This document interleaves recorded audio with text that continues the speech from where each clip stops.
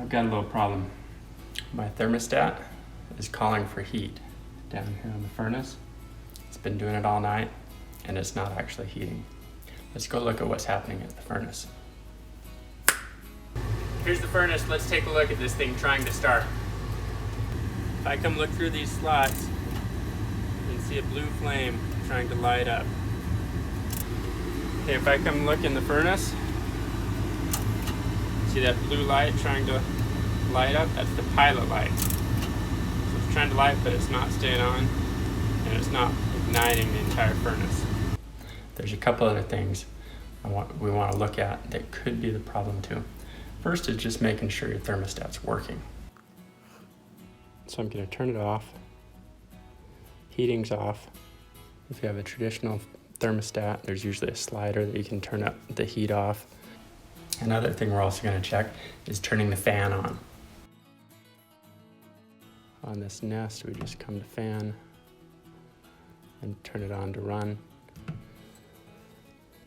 If you have a traditional thermostat, there's usually a slider where you change it from run to auto. You move it over. Now our fan should be running. Let's go take a look downstairs. So now that the fan's turned on, I can hear the furnace running a lot louder. If I go put my hand over one of the vents, I feel air coming out. Okay, we most likely have a thermocouple that's failed in here. There's a couple other things now that we've checked that the thermostat's working, the fan actually runs. Check your on-off switch. Usually there's a light switch of some kind that you can just turn off and turn back on. Make sure that's on. Make sure your natural gas supply to the furnace is turned on. You'll know it's turned on when it's running parallel to the pipe, just like this. Okay, before we work on this thing, there's a couple safety items we need to take care of.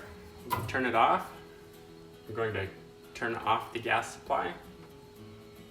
We're going to turn it off at the thermostat as well.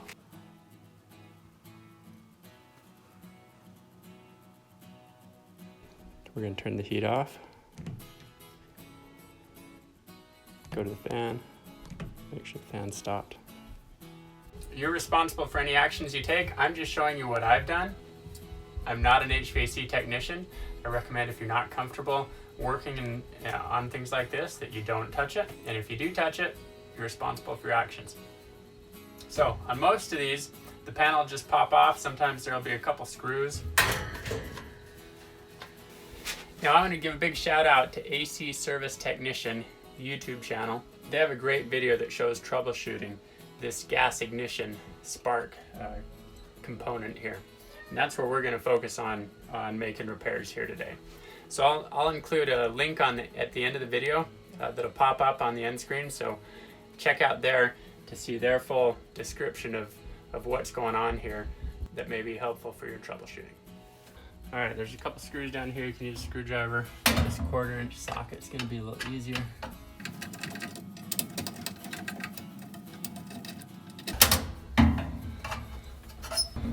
Those out. It's pretty flexible. With this panel removed and having pulled our pilot light and our ignition spark out, there's some serious safety issues here. So again, you got to be sure you're comfortable doing things. Well, we've got the fan. There's going to be rotating parts up here. We've got power running through, gas. So I'll show you what I've done, but you're on your own for any actions you choose to take. Up here on this module, first, I'm going to take a look at the voltage across MVPB and PV to make sure we're getting power. Now I've turned the gas off, but there's still power to the furnace. So let me turn this on and we'll measure the voltage right across here. MVPB to PV. Okay, did I mention anything about safety issues? So let me show you what's happening. I'm going to turn the gas back on. We'll see the pilot light briefly and then it turns out. It's going to try that a couple times. And so that just keeps going. So that suggests there's a problem with the ground and it's not getting this sensor, or it's not sending the signal that a flame is actually lighting so it can ignite the burner. Based on that problem, I'm going to go ahead and take a little steel wool and work on cleaning this. It's a little tricky to get in here. Could probably remove this with a little bit of work, but with this cleaned up here, when the pilot light ignites and the proper signal is sent back that yes, the pilot light is running, this is going to release gas into the whole burner here. So again, did I mention safety issues? Secure this back into its place before I test and see if that works.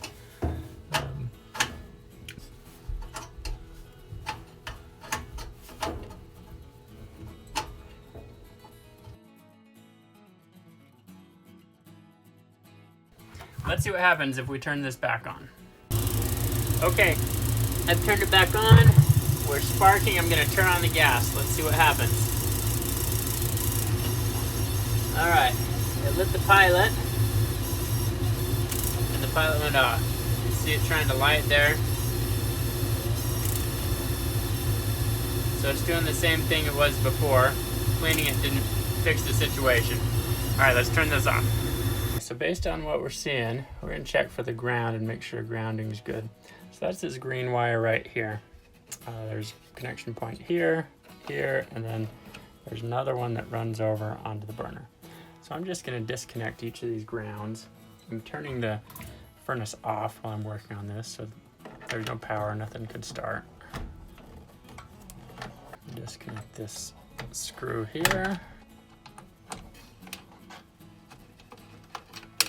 Let's see, this wire still seems to be okay, no signs of corrosion. Get it off of here. Okay, we wiggled it off here.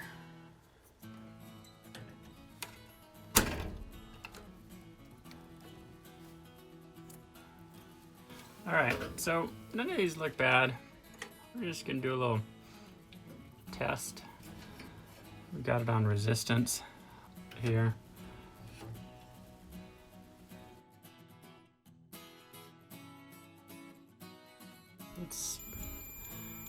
Current can flow all the way through this wire setup, which means it should be flowing there as well. Yep. All right, so this wire seems to be good. Let's get it plugged back in.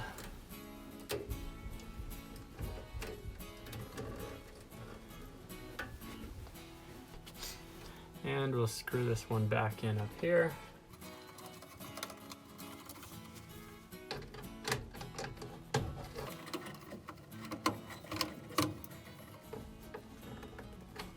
So notice this screw, it's connected to our ground here, and it's really just pushing through onto this metal behind it. So it's trying to ground the equipment.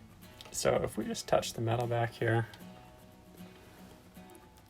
come over to this ground, yep, so that's passing through okay.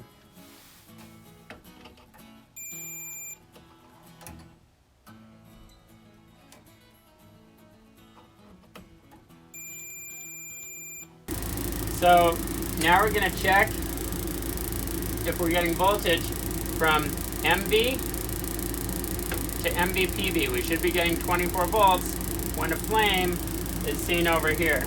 Remember, if we check PV against MVPB, we're seeing 26, 25 volts AC. So we're going to check MV to MVPB over here.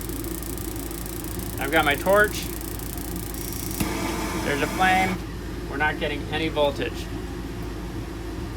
Cools down, still 0 over there. Hit it with the flame, no voltage. I'm also going to turn on the gas now, so we'll see if the pilot flame light. Okay, it lit. We're not seeing any voltage come across here. I'm double checking these connections, making sure they're good. Doesn't really matter. We turn the natural gas off.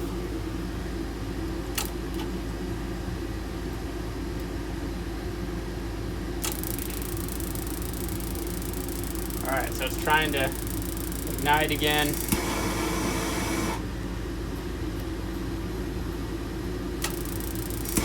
No voltage.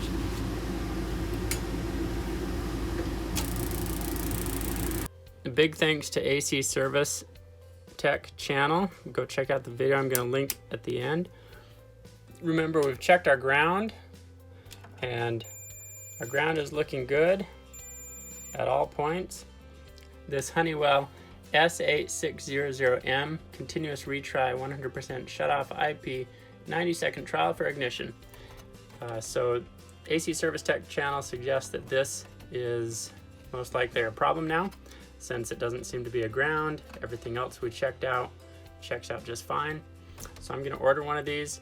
I'll include a link on Amazon where you can pick one up if you do. That's an affiliate link that sends a small commission to Tomahawk DIY, so it helps fund making great videos like this to help people out.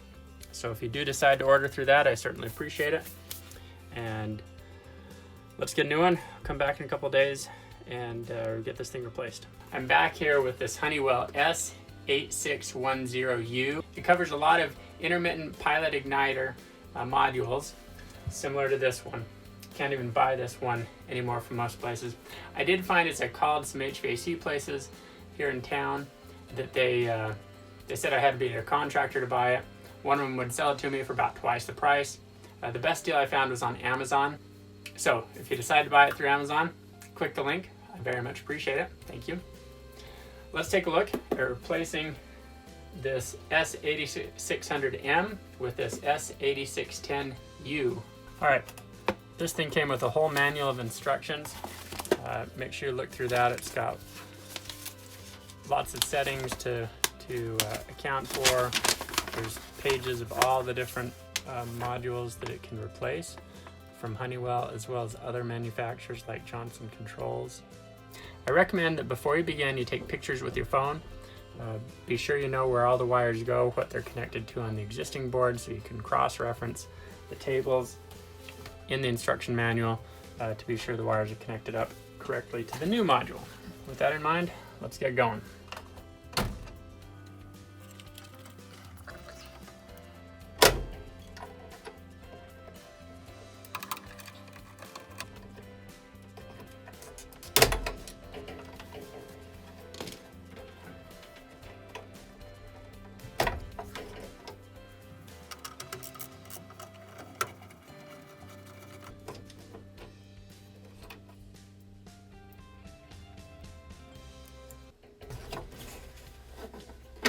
One on the back side here.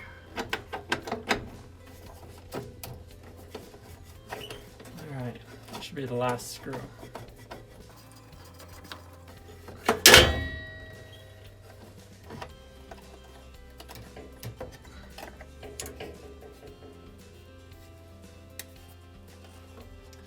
All right, here's the old one. And here's the new one. Because there's a slot on the back side here, I didn't have to take this one out all the way. So that'll make it a little easier to put in. Slide it in.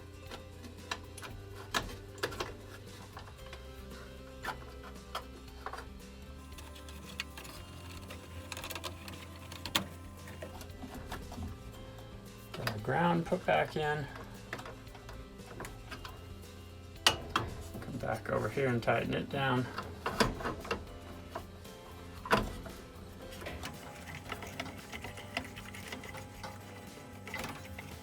Now I get the wires I'll put back. Again, this is, you want to be sure you're getting the wires in the right spots.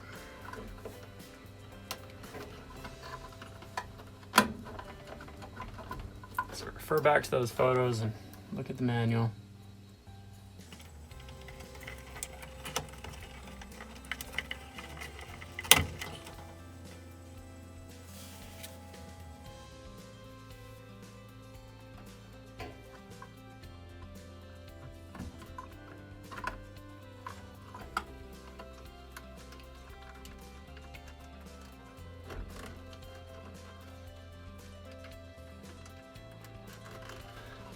Okay, I'm gonna double check my wiring against the photo I took.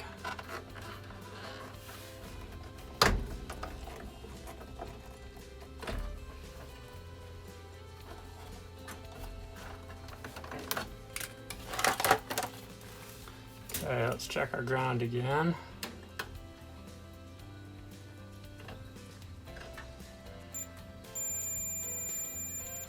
Okay, looks looks good.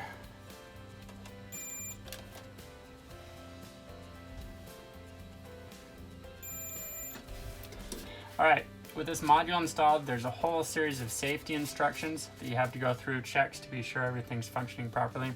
I'm not going to demonstrate that on the video, but be sure you're absolutely safe and know what you're doing. Those safety checks are there for a reason.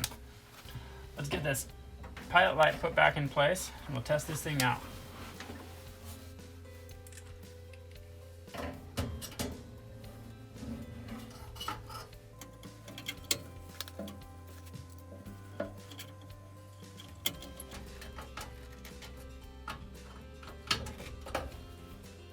Safety check's complete. We're ready to try this thing out. Turn it on. Okay, with the furnace on, it's trying to ignite. The spark's back there sparking. Let's turn on the gas. I see a pilot light. Oh, we got a burner. Excellent. Looks like we fixed it.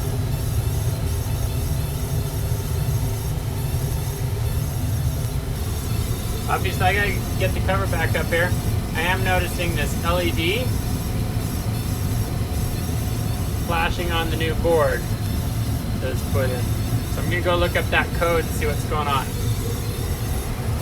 But it would appear that the heat is working. I checked in the manual about this flashing LED. It turns out it's got a 4-second solid on, and then it's blinking 7 1-second intervals, 7 blinks. And that means it's running normally. Number of blinks is the flame current to the nearest milliamp, I think it is. Anyway, it's running normally, so that's a good thing. Now, before further ado, let me get this safety guard back on. Everybody's gonna be happy. The house is warming up. But thank you so much for watching Tomahawk DIY. If you're so inclined, please buy your replacement module through that Amazon link, or buy anything else through that Amazon link. Since a small commission to Tomahawk DIY doesn't cost you anything else, anything additional, and it helps support this channel and our mission to help people out. I also want to give a great big shout out to AC Service Technician channel. I'll include their video here on the end screen that was very helpful as I worked on troubleshooting and figuring out what to do with my furnace. So thanks for watching. Please leave comments, let people know what you thought of the video and any insights you have or things you've learned. Again, make sure you're safe. I've demonstrated what I did, but you're really on your own. Thanks for watching. Have a great day.